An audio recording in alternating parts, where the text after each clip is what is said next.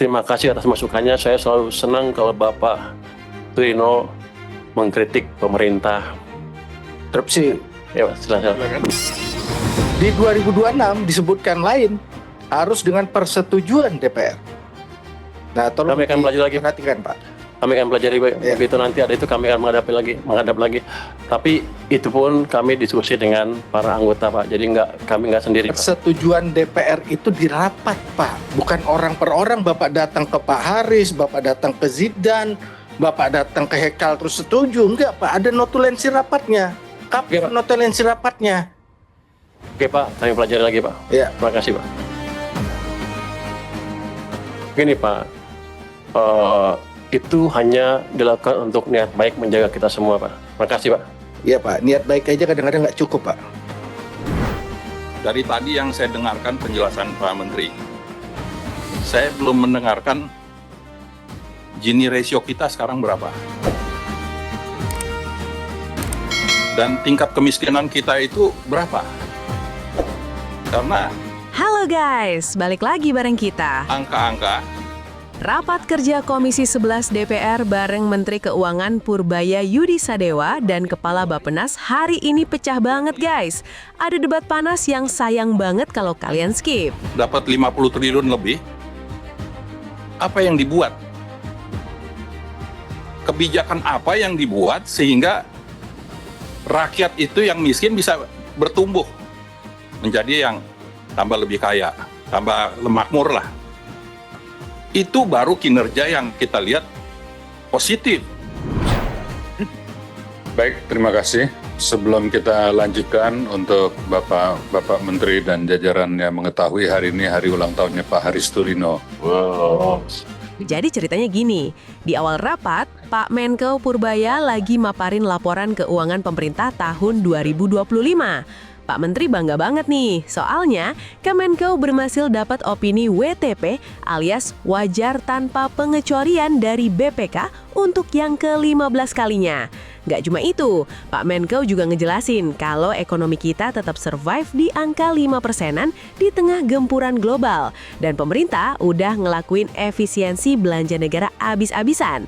Kelihatannya mulus dan aman-aman aja kan? Eits, tunggu dulu. Opini WTP ternyata nggak bikin DPR puas gitu aja. Anggota Komisi 11, Pak Haris Turino, langsung ngegas ngerosting kebijakan Kemenko. Pak Haris mempertanyakan, oke WTP, tapi value for money-nya mana buat rakyat? Beliau nembak langsung soal penerimaan pajak yang jeblok di bawah 90%, belanja modal yang anjlok parah, sampai defisit APBN yang makin mepet batas bahaya di 2,81%. Tapi puncak panasnya ada di sini guys. Pak Haris nyebut Menko sembrono karena tiba-tiba nyuntik dana SAL atau saldo anggaran lebih sebesar 200 triliun ke bank-bank pemerintah, Himbara. Pak Haris curiga, ini jangan-jangan buat nutupin bank yang lagi kering likuiditas. Digas begitu, Pak Menko Purbaya jelas nggak tinggal diam dong. Beliau langsung counter attack bawa-bawa teori pakar ekonomi Milton Friedman. Oke, saya akan coba menjawab pertanyaan dari Pak Haris Turino. Biasanya selalu tajam dari Pak Haris Turino pertanyaannya. Pak Menko ngegas balik, bilang kalau suntikan 200 triliun itu justru langkah darurat buat nyelamatin ekonomi. Likuiditas perbankan emang lagi kering parah, dan kalau nggak disuntik dana, bank-bank di Indonesia bisa kolaps kayak kejadian Silicon Valley Bank di Amerika. Wah, epic banget pembelaannya. Nah, penasaran kan segimana ngerinya adu mekanik argumen antara Pak Haris Turino dan Pak Menko Purbaya di Senayan? Mending langsung aja kita tonton cuplikan debat panasnya berikut ini. Check this out. Baik, terima kasih pimpinan. Yang terhormat pimpinan dan rekan-rekan anggota Komisi 11. Yang terhormat Pak Purbaya, Menteri Keuangan beserta seluruh jajarannya. Dan Pak Rahmat Pambudi, Menteri BPN, Kepala Bappenas beserta seluruh jajarannya. Ini menarik bahwa Kementerian Keuangan melaporkan sudah 15 tahun berturut-turut ini mendapatkan WTP. Ya, berarti boleh disimpulkan bahwa secara administrasi patuh. Ya. Tetapi yang menjadi pertanyaan adalah apakah kemudian tata kelolanya di keuangan yang sudah patuh secara administrasi ini mampu menghasilkan satu kualitas kebijakan fiskal dan dampaknya terhadap pembangunan yang baik. Laporan 2025 menunjukkan bahwa realisasi penerimaan perpajakan di bawah 90%, hanya 89,05%. Pajak dalam negeri mengalami penurunan, belanja modal itu juga mengalami penurunan sangat drastis, 48%. Dan defisitnya mengalami pembengkakan menjadi 2,81 dari rencana awal APBN di 2,53. Jadi sekali lagi secara administrasi patuh, tetapi tata kelolanya belum menghasilkan kualitas kebijakan yang benar-benar baik. Kemudian ketika kita bisa bicara soal belanja modal, Pak Menteri tadi disampaikan alasannya adalah efisiensi. Nah, yang menjadi menarik adalah penurunan ini disebabkan karena belanja-belanja yang tidak produktif atau karena apa? Kok bisa dipotong sampai mendekati 50%? Dan berapa estimasi potensi penerimaan negara yang hilang akibat dari pengurangan belanja modal ini? Karena kalau sudah dipotong masih tidak ada dampaknya, maka ini bahaya, berarti yang terjadi adalah pemborosan. Kemudian berikutnya mengenai stimulus yang berkali-kali dilakukan, saya catat datanya 33,3 triliun, 24,4 triliun, 15,6 triliun, dan 37,4 triliun. Berapa multiplier efek yang ditimbulkan dari belanja fiskal ini terhadap konsumsi rumah tangga, terhadap penciptaan lapangan kerja, dan dampaknya terhadap penerimaan pajak. Ya. Kemudian yang keempat mengenai rasio utang yang dipaparkan adalah 40,5% dari PDB. Betul kalau hanya dilihat dari total utang terhadap PDB, ini angkanya masih bagus dan sangat sehat dibandingkan dengan banyak negara lain. Tapi yang menjadi persoalan adalah total tingkat bunga yang harus dibayarkan, total bunga yang harus dibayarkan 599 triliun, ditambah dengan cicilan 800 triliun lebih, sehingga totalnya 1.400 triliun, dibandingkan dengan total penerimaan negara di 3.100 triliun, itu angkanya sudah mendekati 50%. Yang artinya adalah separuh dari pendapatan negara, hampir separuh dari pendapatan negara habis digunakan untuk membayar bunga dan cicilan. Ini tentu kondisi yang sangat tidak sehat. Banyak orang mengatakan bahwa Jepang memiliki utang terhadap GDP-nya 200%, tetapi debt service ratio-nya hanya ada pada kisaran 6 dan 7%. Sehingga ini menjadi PR, Pak Menteri, untuk kedepannya. Belum juga dijelaskan bagaimana interest burden-nya ke depan, kemudian refinancing risk-nya, serta average debt maturity-nya untuk ke depan nanti seperti apa. Dan terakhir yang saya soroti dari Kementerian Keuangan adalah masalah SAL. Ketika Pak Menteri menggelontorkan SAL sebesar 200 triliun pada September 2025, idenya menurut saya adalah mulia untuk mendorong pertumbuhan ekonomi.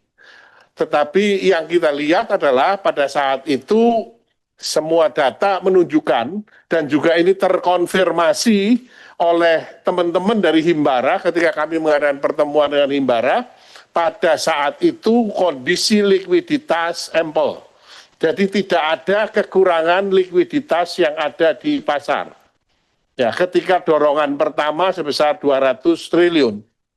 Kemudian setelah didorong 200 triliun ditarik lagi, didorong lagi, ditarik lagi, dan didorong lagi, dan rencana di bulan Juni kemarin ada rencana kemudian akan ditarik secara sekonyong-konyong dengan batas waktu hanya 1 bulan dan dilakukan serentak di semua bank Himbara, tentu ini akan menimbulkan kekeringan. Ini menyebabkan pasar uang antar bank bunganya melejit mendekati 9-11%, bahkan diindikasikan ada 5-7 bank-bank buku 1 dan bank-bank buku 2 yang hampir kolaps. Kalau itu terjadi, maka dampaknya tentu luar biasa, Pak Menteri. Dan akhirnya kemudian Pak Menteri memutuskan untuk memperpanjang SAL ini. Sehingga menurut saya ke depannya Pak Menteri pengelolaan SAL harus dilakukan secara lebih hati-hati agar tidak menimbulkan dampak yang tidak diinginkan. Dan kalau memang akan dilakukan penarikan, karena pada hakikatnya SAL gunanya adalah bukan untuk menambah likuiditas perbankan, ini harus dilakukan dengan waktu yang cukup, 3 bulan, dan tidak dilakukan serentak untuk semua bank. Untuk Bappenas, ini juga menarik, 17 tahun malah prestasi Pak Menteri, tetapi kembali lagi Pak, ini juga belum mencerminkan satu tata kelola perencanaan yang benar-benar baik. Karena dari sini kelihatan ya, berapa persen sih sebenarnya rekomendasi strategis dari Bappenas yang benar-benar diimplementasikan oleh kementerian dan lembaga. Apakah sudah ada mekanisme reward dan punishment yang diterapkan kepada lembaga-lembaga yang tidak menjalankan rekomendasi strategis dari Bappenas? Kemudian kualitas perencanaannya, tadi Pak Menteri mengatakan baik, tetapi juga di sisi yang lain, kemarin waktu paparan Kementerian Bappenas itu juga muncul. Banyak terjadi keterlambatan, ada terjadi desain ulang, bahkan terjadi cost of run. Ini harus menjadi catatan. Aset Bappenas juga mengalami penurunan 6,8% dan belanja modalnya juga turun drastis. Tadi berkali-kali saya katakan Pak Menteri, pagu anggaran kementerian yang sangat strategis, kementerian yang seharusnya menjabarkan visi dan misi Presiden, sebesar 2,1 triliun dipotong oleh Kementerian Keuangan sebesar 600 miliar dan Menteri Bappenas tidak bisa apa-apa. Nerima anggarannya tinggal 1,5 triliun dan mengatakan bahwa kami berhasil mengelola anggaran dengan baik dengan penyerapan 98%. Ini agak aneh, Pak Menteri. Ada yang salah berarti kalau waktu itu sama Pak Purbaya nggak dipotong itu terjadi pemborosan artinya. Ini harus menjadi satu catatan. Kalau memang kebutuhannya 2,1 ya berjuang untuk benar-benar tidak ada blokir. Dan penutup harapannya kepada Pak Menteri Bappenas dan Pak Menteri Keuangan, APBN ini harapannya benar-benar meningkatkan produktivitas ekonomi, meningkatkan daya saing Indonesia, menciptakan lapangan kerja, dan yang paling penting adalah menciptakan keadilan sosial bagi seluruh masyarakat Indonesia. Terima kasih. Baik, terima kasih. Izin Pak Ketua, Silakan Pak. saya kan ada undangan ke istana, apakah boleh meninggalkan? Tapi saya jawab dulu pertanyaan Pak Turino karena Yang beliau ulang tahun ini, ya. berulang tahun. Nanti teman-teman kita harus persilakan Pak Ketua, Menteri Keuangan. sebelum Pak Menteri keluar saya mau bicara sebentar. Bisa ya Pak Ketua? Terima kasih pimpinan anggota Komisi 11 yang saya hormati, Pak Menteri Keuangan dan Menteri Bappenas yang saya hormati. Saya baca di laporan Bapak ini tentang prinsip pelaksanaan tugas. Yang C yaitu value of money. Dan juga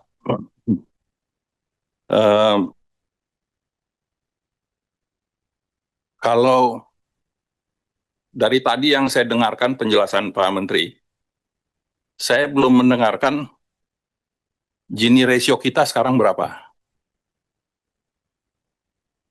Dan tingkat kemiskinan kita itu berapa. Karena jangan kita hanya bicara angka-angka, ini angka-angka tiap tahun pasti model begini. Tapi rakyat di luar ini, dia ngelihat ini Departemen Keuangan dapat 50 triliun lebih. Apa yang dibuat kebijakan apa yang dibuat sehingga rakyat itu yang miskin bisa bertumbuh menjadi yang tambah lebih kaya, tambah makmur lah. Itu baru kinerja yang kita lihat positif. Nah ini penting. Jadi bukan angka-angka di sini-sini itu biasa. Tapi tujuan angka dikasih 50 triliun setahun untuk Departemen Keuangan, apa yang dicapai? Itu value for money. Terus yang kedua, dari 50 triliun itu kan menghasilkan 1.200 triliun pajak yang dihasilkan kurang lebih lah. Ini dari 50 triliun berapa yang dikasih ke Dirjen Pajak? Jangan sampai ada divisi-divisi lain atau direktorat yang lain yang nggak ada fungsinya tapi anggarannya besar. Itu namanya juga value for money. Tolong dijelasin, Pak Menteri. Terima kasih. Jadi dua Pak, yang didahulukan teman-teman. Makasih Pak Ketua. Rupanya Pak Silakan, Mekeng juga ulang tahun. Selamat ulang tahun Pak Mekeng. Oke, saya akan coba menjawab pertanyaan dari Pak Haris Turino. Biasanya selalu tajam dari Pak Haris Turino pertanyaan ya. Apakah kebijakan pengelolaan uang sudah berdampak cukup baik ke perekonomian? Apalagi kalau kita lihat emang pendapatan pajak tahun lalu kontraksi kan. Itu juga membuat banyak orang bingung apakah kebijakan kita betul. Cuman kan saya baru jadi menteri bulan September. Pada waktu itu ekonomi sedang melambat secara signifikan dan banyak orang nggak sadar. Baru triwulan keempat tahun lalu kita bisa tumbuh 5,39% kalau nggak salah, dari 5 atau di bawah 5 sedikit ke arah sana. Jadi kebijakan yang drastis kita lakukan di awal triwulan keempat tahun lalu untuk memastikan ekonomi kita tidak jatuh ke bawah. The fact bahwa kita bisa tumbuh 5,11% itu lumayan dibanding nggak jauh dari target 5,2 kan. Apalagi kalau kita perhatikan 3 triwulan pertama sepanjang tahun 2025 lalu. Kita seolah nggak ada harapan, di mana orang bilang Indonesia gelap. Itulah. Jadi itulah dampak dari 200 triliun yang kita pindahkan ke perbankan. Walaupun banyak bank yang bilang liquidity ample, kalau Bapak tanya LPS, OJK, BI, keuangan, semua bilang ample. Tapi itu data mereka salah semua. Saya di LPS cukup lama, saya minta ke orang-orang LPS, coba deh cari indikator yang pas. Kenapa ample tapi sebetulnya banknya kurang uangnya, karena kita monitor kadang-kadang interbank tuh naik kenceng, kadang-kadang juga deposito naik kenceng. Jadi ada kesalahan data atau indikator yang kita pakai oleh KSSK selama ini. Saya sudah minta tim KSSK untuk perbaiki itu, tapi rupanya masih belum dapat. Jadi kita pakai indikator yang basic, kita bilang base money atau money supply, itu adalah M0 ya, base money itu adalah uang yang betul-betul dikendalikan oleh bank sentral yang merupakan bibit dari uang-uang yang berikutnya terjadi. Pada waktu itu uang tumbuhnya 0 Pak, base money 0. Di beberapa bulan mungkin dari April 2025 sampai Agustus tuh pertumbuhan uang hampir 0. Terus sebelumnya juga pertengahan tahun 2023 sampai awal 2025, Januari Februari juga di sekitar 0. Jadi sebetulnya kalau kita lihat dari indikator keuangan yang betul menurut Milton Friedman, Bapak kan ahli ekonomi, jadi enak ngomongnya saya. Menurut ilmu moneter yang betul yang dipegang oleh banyak sentral bank di dunia, ya kita lagi nggak ada pertumbuhan uang. Artinya ekonomi sedang direm dengan indikator yang betul seperti itu. Bank Sentral Amerika pernah melakukan kesalahan yang sama. Dia nggak monitor M0, suatu saat M0-nya ditarik ke bawah minus 15,3%. Apa yang terjadi? Maret 2023 ada SVB, Silicon Valley Bank. Dampaknya itu. Jadi base money itu masih merupakan indikator yang valid untuk melihat apakah uang di sistem ada apa enggak. Untung setelah itu Bank Sentral Amerika insaf. Setelah itu dia mulai injek uang ke sistem sehingga secara dengan cara tertentu ya, sehingga uangnya tidak minus lagi, mulai positif, mulai positif, mulai positif. Sehingga itu yang menyebabkan Amerika Serikat bisa tumbuh sampai sekarang, walaupun kadang-kadang bunganya agak tinggi. Jadi itu merupakan salah satu acuan yang saya pegang dan sampai sekarang masih lumayan tuh. Kita lihat ketika kita injek tuh uangnya tuh mulai dari nol, di September tuh naik ke sampai 11%, sampai mendekati 13%. Itu yang membuat ekonomi kita tumbuh menjadi 5,39% di triwulan keempat. Triwulan pertama kita lanjutkan, ekonomi tumbuh 5,61%. Triwulan kedua agak terganggu sedikit karena ya tadi Bapak bilang, saya dibilang mengambil uang tiba-tiba. Saya bukan mau ngambil uang tiba-tiba. Saya nggak mau ikut gini. Saya maunya nambah sebanyak-banyaknya. Tapi kan saya bukan bank sentral. Ketika bank sentral memberi kode ke saya, jangan ikut campur kebijakan moneter, ya saya ikut. Mereka bilang, kurangin uang kamu, kami akan ganti. Jadi saya nggak pernah sembrono dalam hal itu. Apalagi ini menyangkut nasib negara kan. Saya ngerti betul kalau saya ambil pasti runtuh. Tapi kita nggak mau ikut campur kebijakan lembaga yang lain, apalagi ketika mereka sadar. Saya waktu itu mereka bilang mereka akan ganti uangnya. Ya sudah, saya tarik kalau gitu. Tapi rumahnya nggak sederhana itu, jadi terpaksa saya injek lagi ke dalam. Jadi bukan saya main-main atau maju mundur, nggak ada perhitungan, tapi karena untuk mensinkronkan kebijakan dengan lembaga lain, termasuk dengan DPR. Pada waktu itu keputusannya diambil di DPR sini, saya ikut. Tapi setelah ada koreksi, saya ikut juga. Jadi ke depan kita akan lebih hati-hati memanage uang itu. Dan yang saya pastikan nggak boleh. Dia nggak boleh ngomong kan? Dia kasih kode. Boleh, terus saja. Kalau jawab Bapenas juga boleh. Ya. Enggak. Kita enggak sih. Jadi gitu Pak. Jadi nggak, kita ngerti betul apa dampak kebijakan yang kita ambil, dan Kementerian Keuangan dengan Wamen dan dirjen-dirjen kita selalu rapat koordinasi untuk memastikan bahwa kebijakan kita tidak mengganggu perekonomian. Kan kalau uang kita terlalu banyak di BI juga kan, uangnya nggak ada di sistem. Walaupun di indikator bank sentral ample, kenyataannya nggak ada. Karena waktu yang kemarin bank-bank mau komplain itu, ya saya tanya ke mereka, gimana? Uangnya emang nggak ada kan ya? Loh, indikatornya kan bagus semua. Berarti indikator yang mereka pakai, yang kita pakai selama ini, nggak akurat. Dan kita menyadari itu dan kita akan perbaiki ke depan. Yang jelas, kami mengerti dampak kebijakan yang kami lakukan kepada terhadap perekonomian, dan kami akan selalu hati-hati. Kalau bahaya sekali, kami pasti akan datang ke Komisi 11 untuk konsultasi. Waktu itu kan masih bisa dikendalikan, dan kami juga sudah bilang ke anggota DPR waktu itu dan ke Bapak Presiden, dan atas petunjuk Bapak Presiden kita lakukan kebijakan seperti itu.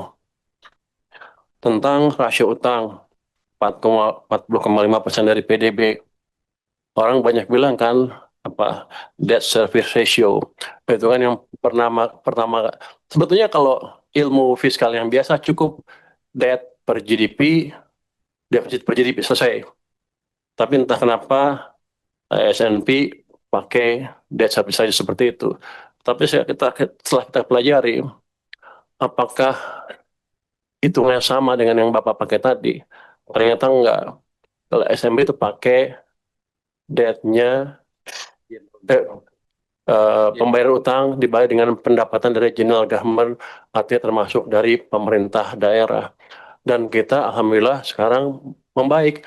Sebelumnya adalah 15%, 15,4%, batasnya 15%. Sekarang turun ke sekitar 13,5%. Makanya S&P memberi outlook kita stable.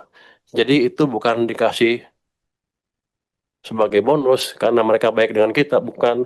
Tapi karena kita mempunyai kinerja yang sesuai dengan standar mereka.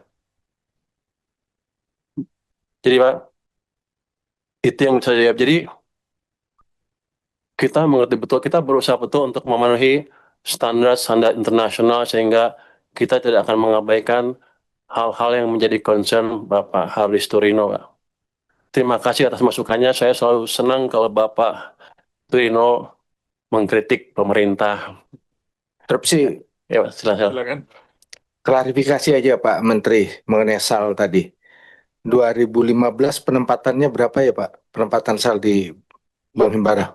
Sekitar 200 triliun, Pak. 2006, 2026? 2026, yang terakhir katanya 200.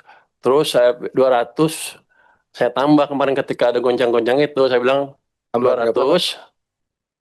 Kan saya waktu ditanya itu, waktu mengembalikan itu, uang pemerintah di BI itu kebanyak, soalnya ada banyak.